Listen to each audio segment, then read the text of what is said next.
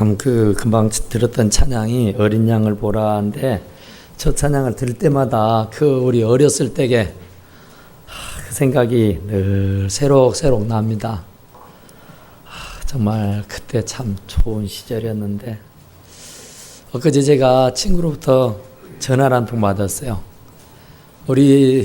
제가 20살 때 전도사를 했는데 그때 제가 가르쳤던 제자라면 제자인데 나이가 저보다 더 많았어요. 그러니까 저는 막 신학교를 입학해서 전도사로 나갔는데 그 친구들은 청년이잖아요. 그러니까 저보다 더 나이들이 많습니다. 그런데 제가 전도사라는 것 때문에 그들을 가르치고 지도를 했어요. 그랬는데 그 친구들이 이제 헤어진 지가 지금 수십 년 돼버렸어요. 그런데 그 친구 어떻게 저희 이름을 인터넷에 검색을 하니까 전화번호를 알게 됐다면서 집으로 전화가 왔어요. 우리 집 전화번호 아는 사람 별로 그리 많지 않은데 집으로 전화 와서 전화 받았더니 그 친구야 얼마나 반가웠는지 머리가 다 벗겨져 버리고 그렇게 사법고시 공부한다고 그 야단을 치든지 끝내는 고시 패스를 못하고 박사 하나 다 가지고 직장생활하고 있노라고 하는 얘기를 들었습니다. 그런데 그 친구가 이제 그때 저희가 가르쳤던 7명의 청년들이 있었어요. 저까지에서 8명이었는데 그 친구들이 갑자기 떠오르기 시작했습니다. 그래서 그 친구가 이제 한번 만나자는 겁니다. 6월 20일경에 시간이 좀 있을 것 같으니까 그때 그 친구들을 한번 만났으면 쓰겠다고 오면서 여기저기 막 전화해가지고 전화번호를 저에게 막 알려주는 거예요. 그래서 그때에 가장 막둥이였는데 그 친구가 그때 의대를 다녔는데 지금은 개업을 해가지고 의사로 있더라고요. 그 친구한테 전화를 했더니 제가 여보세요 했더니 목소리만 들어도 어떻게 알더라고요. 아이고 목사님 보고는 얼마나 반가웠는지 정말로 너무나도 많은 세월이 흘렀다. 정말 너무나도 많은 세월이. 제가 그때 가르쳤던 아이들이 7명, 저가에서 8명이었는데 그때 이제 지나고 지금 어저께 이렇게 많이 알아봤어요. 그랬더니 정말로요 엄청난 축복이었어요. 박사님이 4분이 나왔고요. 의사가 1분이 나왔고 교수가 1분, 2분, 3분이 나왔고 정말 대단했어요. 야 정말 예수 믿는 게 이렇게 복 받는구나. 한 분은 미국에 가서 목사님을 하고 계시고 한 분은 여기 호남신학대학교 교수로 지금 대학원장으로 계시고 또 한 분은 여기 광주시 무슨 자동차 연수원 원장으로 있고 또 한 분은 정치를 한다고 그래가지고 저기 남양주에서 이번에 국회의원 나갔다가 떨어지고 참 다들 제목을 하고 있다. 정말 하나님이 얼마나 감사한지 그 막둥이한테 제가 전화를 했더니 막 굉장히 황송해하는 거예요. 그러면서 너 지금 집사냐 무엇이냐 그랬더니 목사님 저 2년 전에 장로됐습니다 그러더라. 할렐루야 아멘. 야 네가 장로됐구나.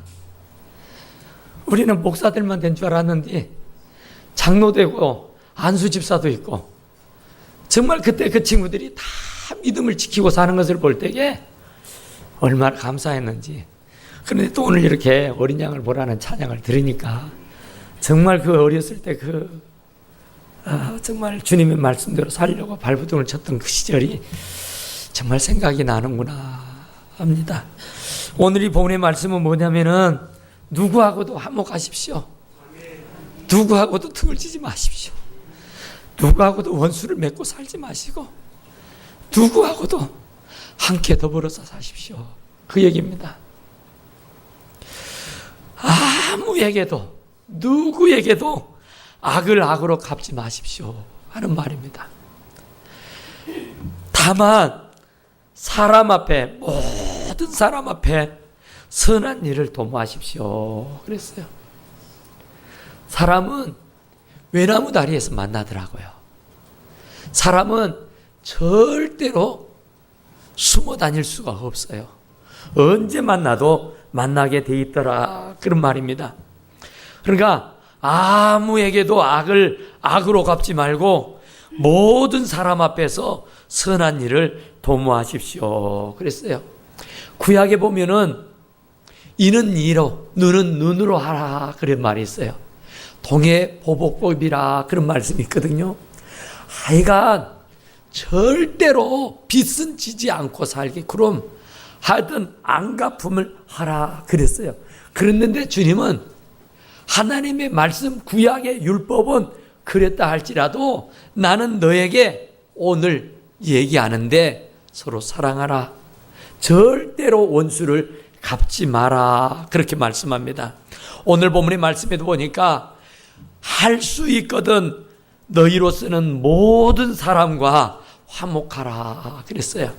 그러면서 하는 말이 원수 갚는 것은 내게 있으니까 너희들은 원수를 갚지 마라. 그렇게 말합니다.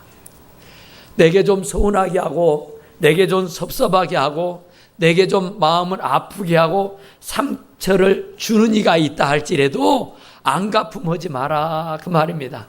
용서해 주어라 그런 말입니다.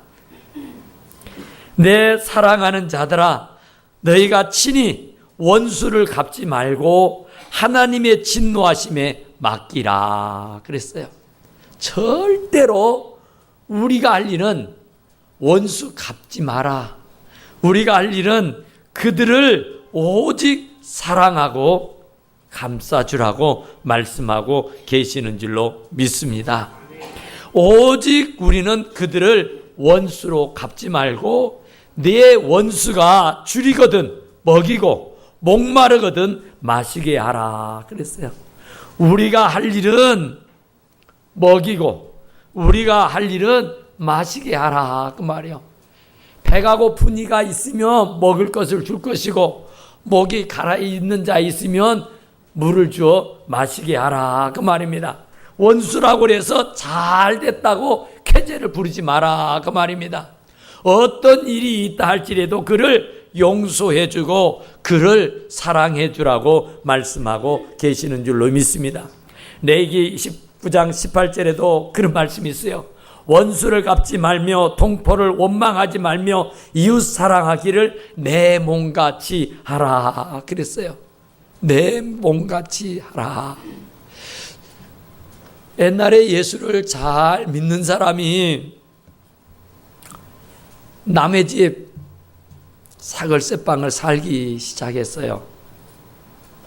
자기 간에는 참 예수를 잘 믿는다고 하는데 그 집주인이 참 마음에 안 들어요. 서로 간에 마음에 썩 들지 않아서 여간 갈등이 많았습니다. 그 월세를 조금이라도 밀린다 치면 야단이고 좀 늦은다 치면 정말 야단을 치곤 해서 여간 주인과 세를 사는 그 젊은 세대과 관계가 여간 불편했습니다. 그래서 도저히 더 이상 그 집에 눌러 살 수가 없어서 그냥 이 집 아니면 내가 못 살겠냐 싶어서 그 집과 인연을 끊고 이제 돌아가고자 다른 곳으로 이사를 가고자 했습니다. 그러니까 다른 집으로 이사를 가려고 보니까 그동안 살아왔던 것이 막 화가 나는 거예요. 성질이 나는 거예요. 그냥 주인이 괜히 막 믿고 싫은 거예요. 그냥 내가 이렇게 좋게 이사를 가는 게 막 억울한 거예요. 막 화가 치밀어 오는 거예요. 무엇이라도 해코지를 해야 좀 마음이 편할 것 같아요. 예수를 믿는데도 그러더라고요. 그래서 이사를 가는 마당에 그 집에 문 있잖아요. 예전에는 창호지를 붙였지요. 창호지 문을 다 숑숑숑숑 다 구멍을 내버렸습니다. 방바닥을 면도칼로 다 살짝 주인이 몰라보도록 살짝 다 그어놔버렸습니다. 그리고 방도 부엌도 엉망진창으로 만들어놔 버렸습니다. 골탕 먹어봐라 그 얘기예요. 나를 그동안 못살게 굴었으니까 당신도 한번 골탕 좀 먹어봐. 그러면서 야단을 해놓고 이사를 와버렸습니다. 고소하다, 좋다 하고 이사를 왔는데요. 이사 온 집은 웬걸요. 문을 열고 떡 들어가니까 훈훈해요. 추운 겨울인데도 방안이 훈훈하더라니까요. 아니, 냉골이어야 되는데 왜 이렇게 훈훈하고 따뜻할까 하고 봤더니 부엌에 벌겋게 불이 붙어 있는 겁니다. 이사를 가는 사람이 그 아궁이에 불을 지펴놓고 간 거예요. 방을 문을 열고 들어가 보니까 방이 깨끗하게 소지가 되어 있습니다. 부엌을 가서 봤더니 부엌의 설강도 잘 정리정돈이 되어 있어 깨끗하네. 오물이 하나가 없습니다. 쓰레기 한 줌이 없어요. 얼마나 깨끗하게 정리정돈이 잘 되어 있는지 몰라요. 그리고 나서 이렇게 보니 그 부엌문 앞에가 조그마한 메모가 하나 붙어 있습니다. 그 메모를 또 읽어보았더니 누구신지는 모르지만 이 집으로 이사 오게 된 것을 축하드립니다. 아무쪼록 이 집에 사는 동안에 행복한 일들만 있기를 간절히 바랍니다. 제가 혹 몰라서 부엌 아궁이마다 불을 지펴놨으니 아마 방은 따뜻할 것입니다. 혹 또 몰라서 제가 아궁이마다 연탄을 2장씩 놔두었으니 그 연탄을 잘 떼십시오. 혹 그 집에 살다가 불편하거나 좀 궁금한 것이 있으면 제가 이 아래 동네 어느 곳으로 이사를 가니 저에게 전화를 주시면 제가 자세히 잘 말씀을 드리겠습니다. 행복하십시오. 하고 메모가 써져 있는 거예요. 그걸 받아들고는요, 얼마나 울었는지 몰라요. 나는 예수 믿는 사람이 나를 좀 부당하게 대우했다고, 나를 좀 불편하게 했다고 오기를 부리고 왔던 내 모습이 얼마나 부끄러운지. 하나님, 내가 이러고도 예수 믿는 사람입니까? 내가 이러고도 교회 집사라고 교인들 앞에 칭찬 듣고 살았습니까? 나는 사람도 아닙니다. 나는 집사도 아닙니다. 하면서 하나님 앞에 얼마나 울었는지 모른답니다. 원수 갚는 것 내게 있다. 억울한 일을 당했어도 그 억울함을 풀어주는 이는 하나님이니 결코 원수를 갚으려 들지 말고 오히려 너는 목마른 자가 있으면 물을 마시게 해줄 것이고 배가 고픈 자가 있으면 원수일지라도 그를 배불리 먹게 해달라고 주님이 우리에게 부탁하신 줄로 믿으시기 바랍니다. 어떤 경우에도 원수 갚는 것이 내게 있는 것이 아니니까 원수는 갚지 말고 그 원수는 하나님의 진노에 맡기시기를 간절히 축원합니다. 데살로니가전서 5장 15절에도 삼가 누가 누구에게든지 악으로 악을 갚지 말게 하고 오직 피차 대하든지 모든 사람을 대하든지 항상 선을 쫓으라 그랬어요. 항상 선을 쫓으라. 절대로 원수를 갚지 마라 그래요. 히브리서 10장 30절에도 원수 갚는 것이 내게 있으니 내가 갚으리라 그랬어요. 원수 갚아주는 일은 내가 할 테니 너는 원수 갚지 말아라.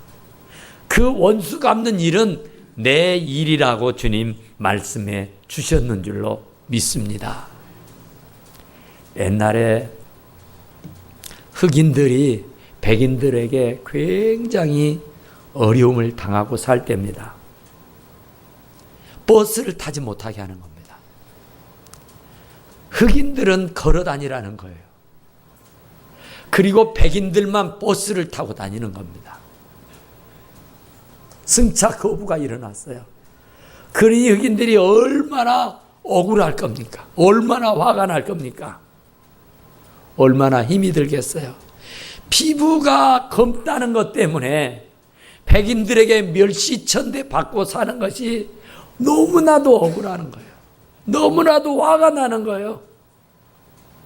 그래서 흑인들이 안 되겠다. 우리가 힘을 모두어서 저 백인들을 좀 코를 납작하게 해주자. 그런 겁니다. 그때 마르틴 킹 목사라는 분이 흑인들의 주장이었습니다. 그런데 백인들은 그 마르틴 킹 목사님이 그 흑인들의 대변인인 것을 알고는 그를 죽여버려야겠다는 생각에 그 킹 목사님의 집에 폭탄을 던집니다. 다행히 목숨은 건집니다마는 소문 일파만파 퍼졌습니다. 흑인들에게 우리의 지도자 킹 목사님을 저 백인들이 죽이려고 집에 폭탄을 던졌다는 말을 듣고는 그들이 분연히 일어났습니다. 손에 쇠시랑을, 낫을, 포크를 아무쪼록 농기구에 손에 다 쥐고는 이 흑인들을 그냥 둬서는 안 된다면서 쳐부숴버리자고 불현듯 일어나게 됐단 말입니다. 그때 킹 목사님이 그런 말씀을 합니다. 여러분, 폭력은 폭력을 낳게 됩니다. 다 흉기를 내려놓으십시오. 폭력을 쓰면 더 큰 폭력이 일어나게 돼 있습니다. 우리는 절대로 저들에게 폭력을 해서는 안 됩니다. 예수님도 그러지 않았습니까?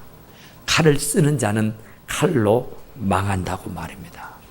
우리는 절대로 비폭력으로 저들에게 저항할 겁니다.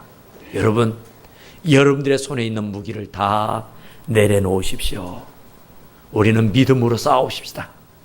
우리는 신앙으로 싸우십시다. 그랬더니 그 모든 흑인들의 손에 있던 그 무기들을 다 내려놓았다고 하는 얘기예요. 칼을 쓰는 사람은 칼로 망하더라고요. 총을 쓰는 사람은 총으로 망하더라고요. 주먹을 쓰는 사람은 주먹으로 망하게 돼 있더라. 그 말이에요. 그래서 성경은 무엇을 심든지 심는 대로 거둔다 그랬습니다. 절대로 심지 않는 데서는 거두는 법이 없다 그랬다고요. 콩을 심으면 콩이 나고 팥을 심으면 팥이 나게 되더라 그 말입니다.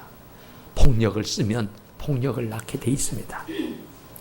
우리가 중국 영화를 보거나 또 우리 영화를 보면은 그런 얘기 있잖아요.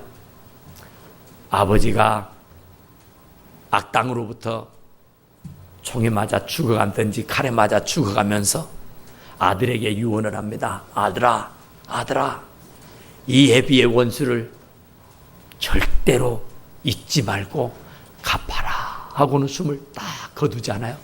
그러면 그 아들은 그 아버지의 유언을 받들어서 그 원수를 갚기 위해서 모든 생업을 작파하고 이제 원수를 갚기 위해서 무공을 닦지 않습니까? 깊은 산으로 들어가서 모든 세상과의 절교를 하고 이제 원수를 갚기 위해서 무공을 닦아요. 그래서 기술을 잘 연마해서 아주 대단한 능력자가 되게 되면은 이제 그가 하산을 해서 원수를 갚습니다. 원수를 갚으면 어쩝니까? 또 원수를 낳지 않습니까? 악순환의 고리는 끊어지지 아니하고 계속 지속되어 버릴 수밖에 없다, 그런 말이에요.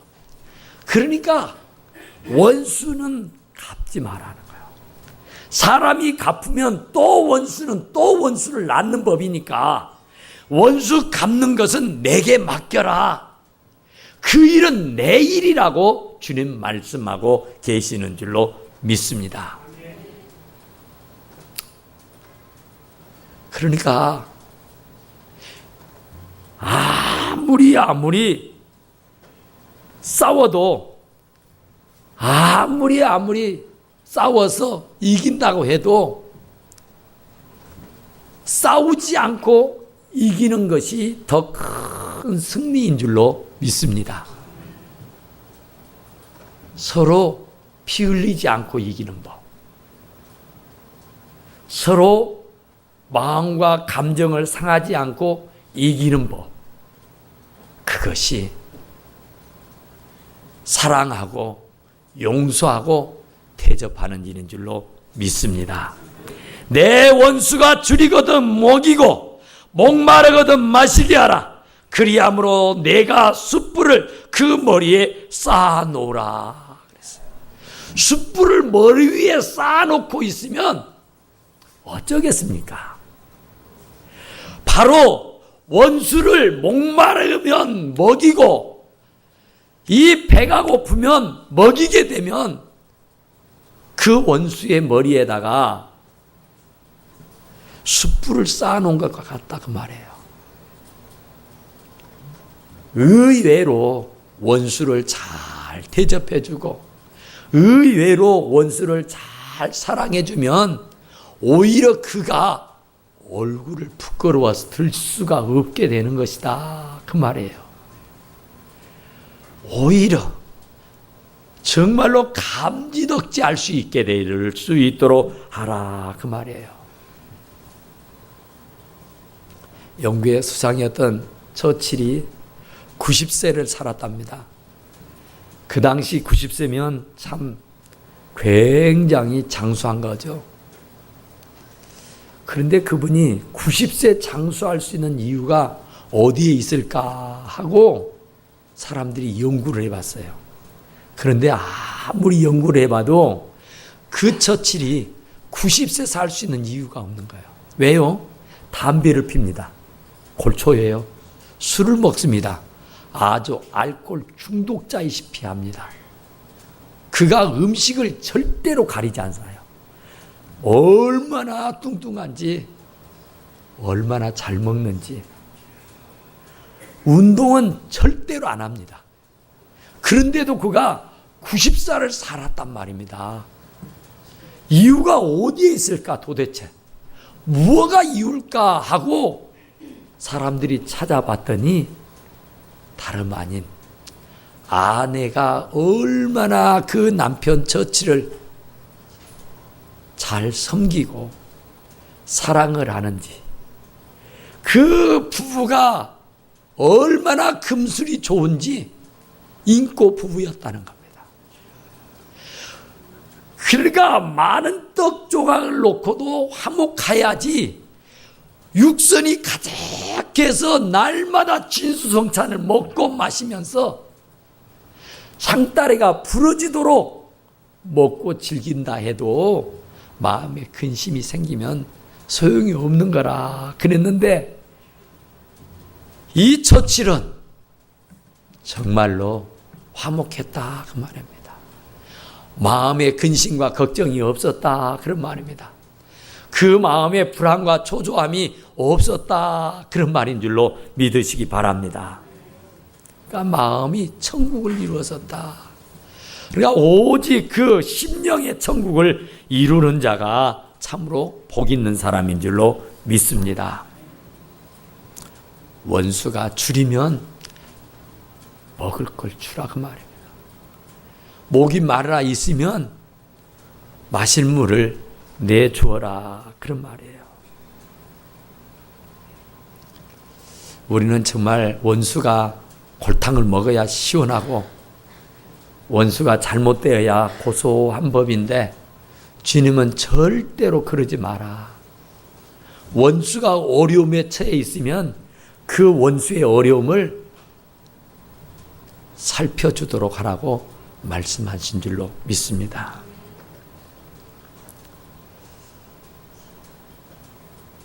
주차장에요, 아주 정말 멋진 차를 신사가 와서 댑니다. 그런데 어린애 하나가요, 그 멋진 차를 보면서 와,